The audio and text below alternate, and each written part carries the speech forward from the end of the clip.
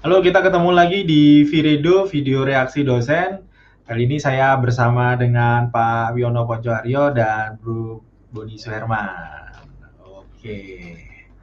Nah, kali ini kita akan sedikit gitu ya, mengulas apa yang sudah kita bikin sebelumnya di Viredo episode sebelumnya, yaitu membahas tentang Eki gitu ya, Eki Cahaya Dikam itu ya, yang sukses ya di tahun 2020 kemarin menjadi juara satu di All Together Now itu ya. Dan ternyata sebelum Eki ya, itu ada seorang penyanyi dari Indonesia juga itu ya, yang menjadi juara di The Voice. Beda ya, The Voice, tapi negaranya adalah Jerman gitu ya. Nah ini jadi saya mau tanya dulu ini ya, Pak Ponco pernah tahu sebelumnya Claudia Emanuela Santoso? Pernah nonton Pak? Nggak tahu, sama sekali nggak tahu. Tapi saya karena pernah itu tentang Eki, jadi saya pasti punya ini pemikiran yang mungkin mirip-mirip pasti ini. Ya dengan ini masing-masing ya, dengan perjalanan hidup masing-masing ya. Pasti gitu. Bicara tentang kesuksesan itu pasti ada sebuah perjalanan. Pokok saya percaya tentang itu. Apalagi orang Indonesia yang di sono, wah itu menurut saya perjuangan pasti. Kalau Bro Boni, gimana Pak Pon? Nah, tapi yang pasti sebagai orang Indonesia bangga pasti. Oh, pastilah Pak. Pastilah bawa nama Indonesia. Ya. Oke. Kalau Boni gimana Boni? Kayaknya sih belum pernah nonton. Kalau The Voice-nya tahu, kalau yang nonton si Claudia belum pernah sih. Iya.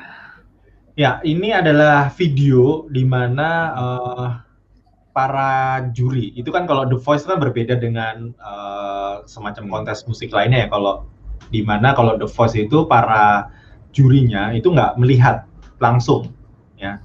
Dia hanya mendengarkan The Voice gitu ya. Dia mendengarkan suara dulu gitu ya. Kalau dia merasa ini oke, para jurinya akan klik tombol di depan kursi mereka dan mereka akan berbalik. Ya, jadi mereka menjudge itu berdasarkan voice-nya. Suara gitu ya. Nah, kita lebih adil berarti. Karena yang penting kan suaranya, bukan tampangnya.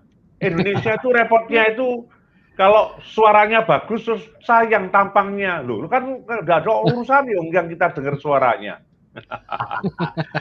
Oke Pak. Jadi ini adalah fase pertama itu ya. Jadi masih di mana pertama kali Claudia itu tampil di atas stage itu ya. Dan memang menurut saya ya memang dia udah juara The Voice di Jerman itu ya, tapi mungkin tidak sepopuler di Indonesia itu ya, sehingga tadi ya Pak Ponco, Boni nggak ngerti itu ya. Oke, kita akan langsung aja, dan lagu yang dibawakan pasti relate dengan salah satu pembahasan kita itu ya di Nawiki gitu ya, yaitu salah satu lagu dalam soundtrack The Greatest Showman. Oke. Itu saya suka lagunya. Oke, ini keluarganya.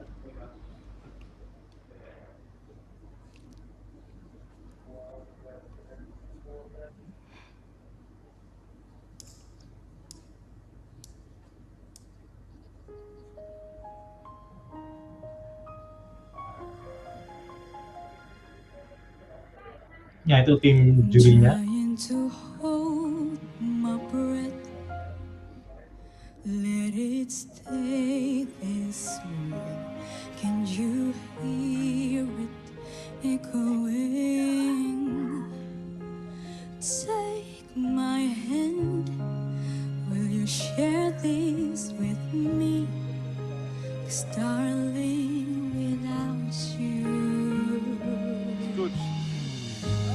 The shine of 1,000 spotlights, all the stars we steal from night sky will never be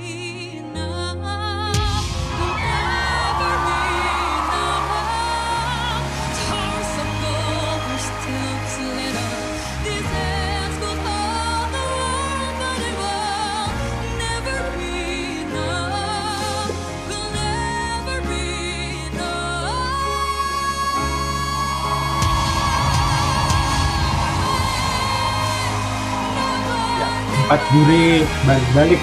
Wah.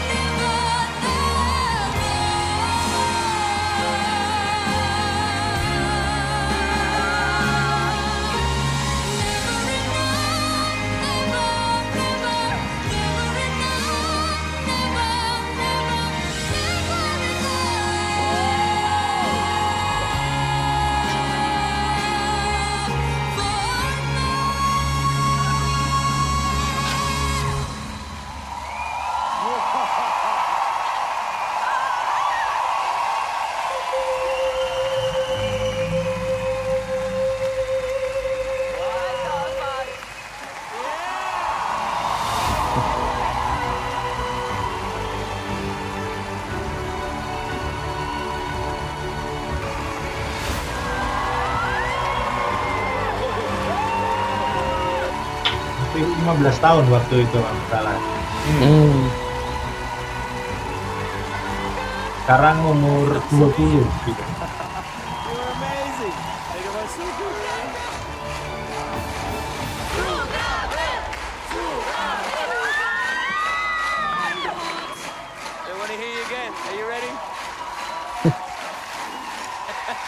Disuruh nyanyi lagi. Oke, masih mau dilihat atau kita diskusi? Nggak usah. Kita lihat lagi ya, Pak. Kita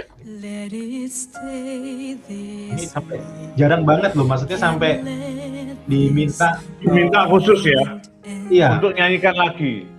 bener. Karena Dengan- jurinya sekarang bukan cuma pakai kuping, tapi juga mau melihat bagaimana mulutnya bergerak, bukan karena Iya. tampangnya. Oh, the shine of thousand spotlights. All the stars we steal from night sky will never be enough. Will never be enough. Towers of gold are still too little.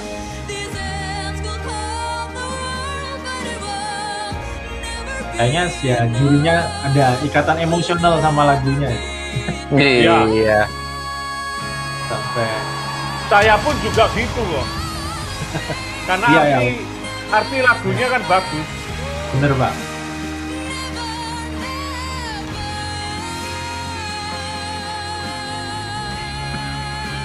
Lagi perasaannya jurinya relate sama lagunya mungkin, Pak.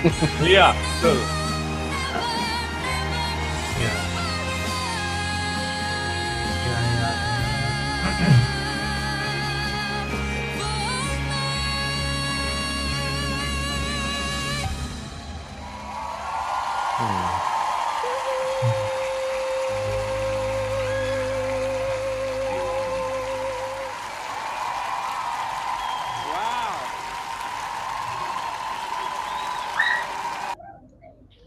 Wah, keren.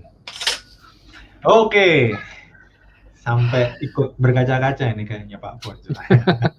Gimana Pak Ponco? Branding. Memang Branding, ya? branding saya. Terutama yang awal. Kenapa Pak? Kok yang awal lebih merinding? Ya karena satu kan lama. Jadi langsung teringat waktu kita siaran membahas tentang ini, lalu arti lagunya itu juga. Tapi gini, saya kok melihat waktu dia diminta mengulang, itu menurut saya betul-betul dia bisa menyampaikannya secara konsisten. Jadi itu yang menurut saya juga kadang-kadang penyanyi itu mengekspresikan juga nggak gampang secara konsisten membawakannya itu tadi. Itu menurut saya dia konsisten. Berarti dia sudah sampai pada level bukan cuma istilahnya itu kebetulan mengekspresikan, tapi dia sudah menjadikan hal itu sesuatu yang ya itulah dia, menurut saya begitu. Oke. Kalau Bro Doni gimana, Bro? Oke, pasti merinding sama sih ya.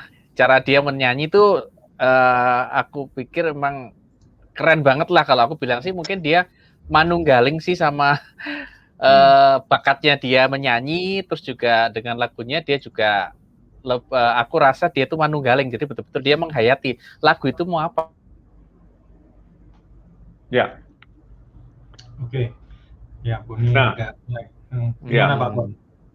Saya mau nambah begini. Tadi di awal saya sudah sampaikan bahwa feeling saya mengatakan orang ini orang yang saya nggak tahu secara khusus waktu dulu di Indonesia dia bagaimana, tetapi menurut saya banyak dari kita itu kalau istilahnya mau melakukan pembuktian itu akan sangat lebih berarti kalau dia tidak istilahnya jago kandang.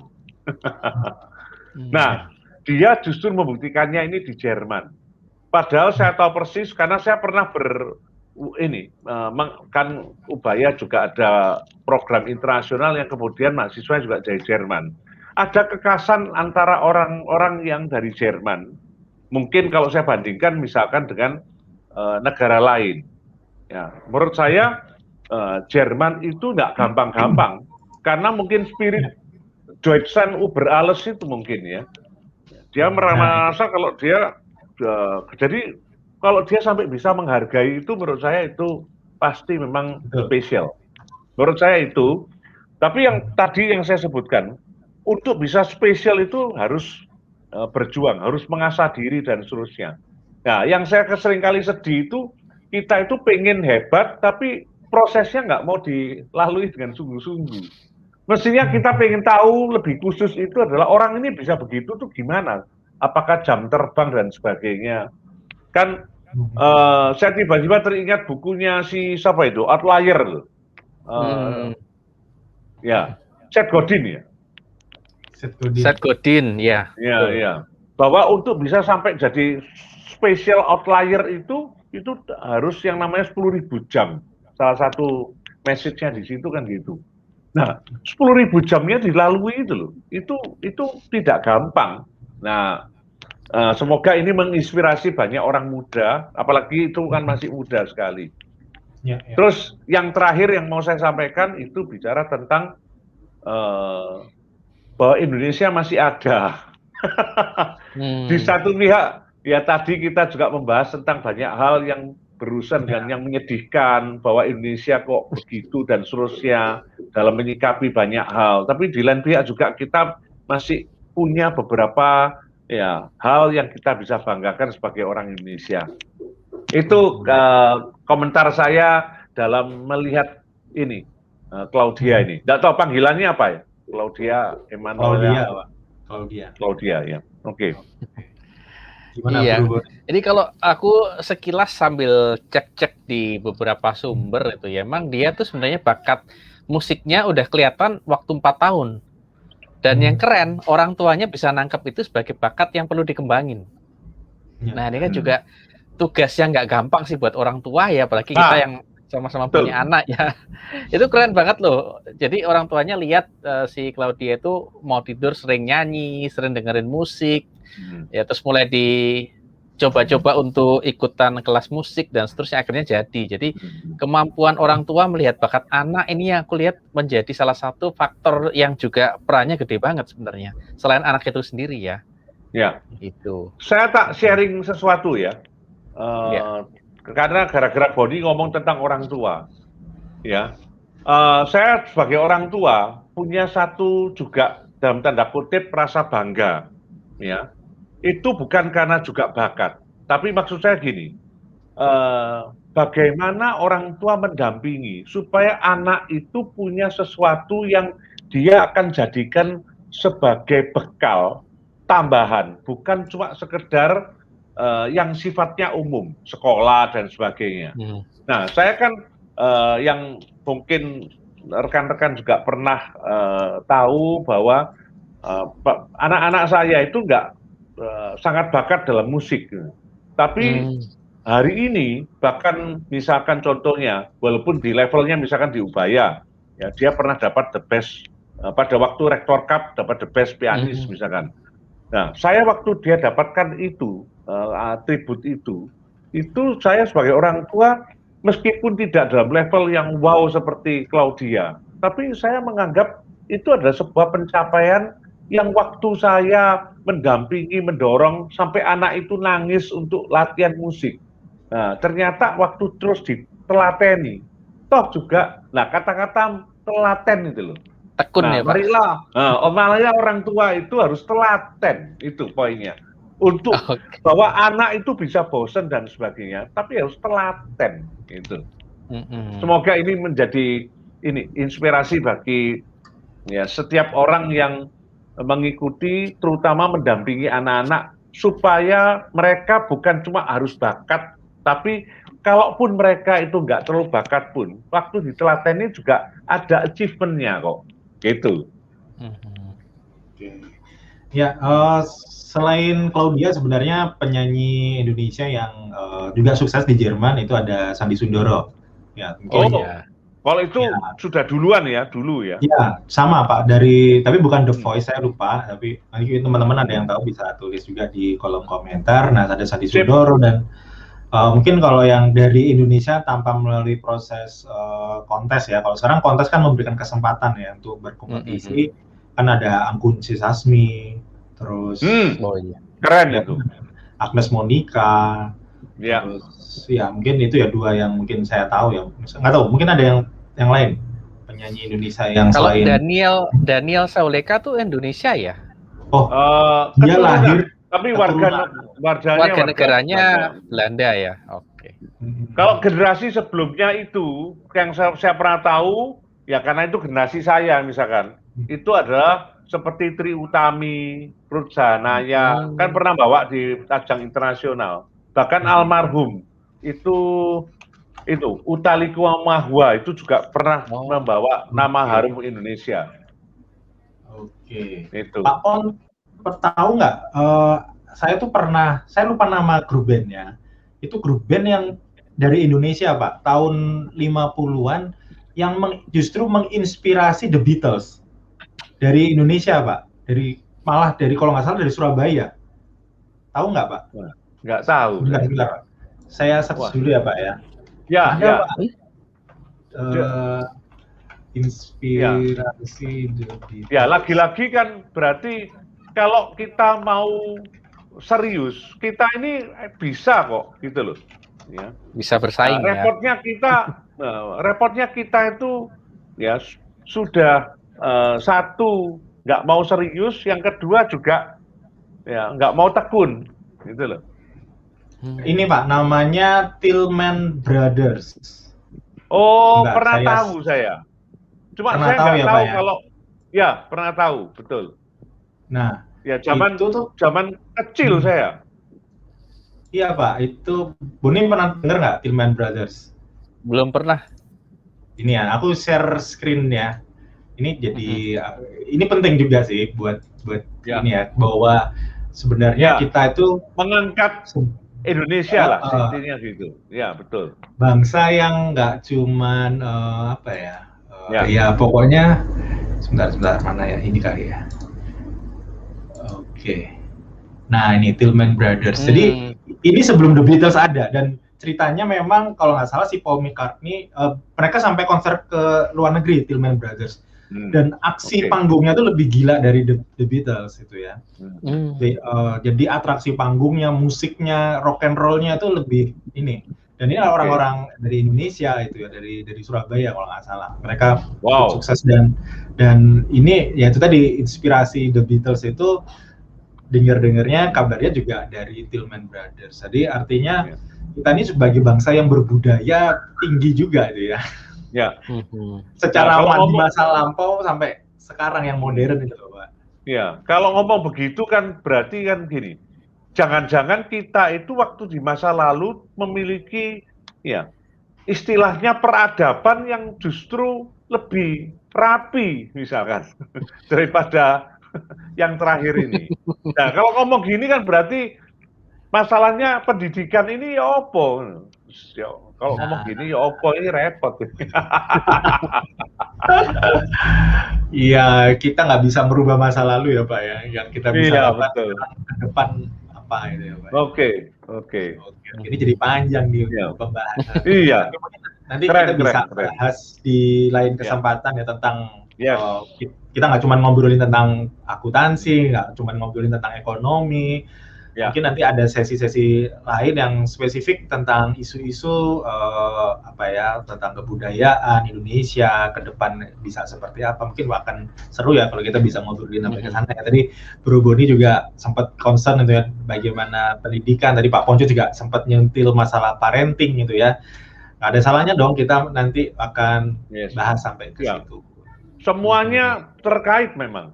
Tapi sip. Ya. Ya, itu sementara ya diskusinya seru ya dari seorang Claudia yang menginspirasi tidak hanya kita yang ada di Indonesia, tetapi juga rekan-rekan kita yang ada di Jerman ya, diapresiasi bahwa musikalitas musisi Indonesia itu nggak kalah secara internasional tuh ya. Bahkan tadi kalau melihat ke belakang ada namanya Tillman Brothers itu yang justru bisa menjadi inspirasi dari grup musik yang sangat besar yaitu The Beatles gitu ya. Dan mungkin akan jadi bahasan yang seru gitu ya. Jangan lupa untuk klik like dan subscribe video ini supaya kita makin semangat gitu ya bikin konten-konten video yang gak kalah seru gitu ya. Terima kasih Pak Ponco, terima kasih Boni udah hadir di sini gitu ya. Oke, kita ketemu di episode video berikutnya. Salam Viredo.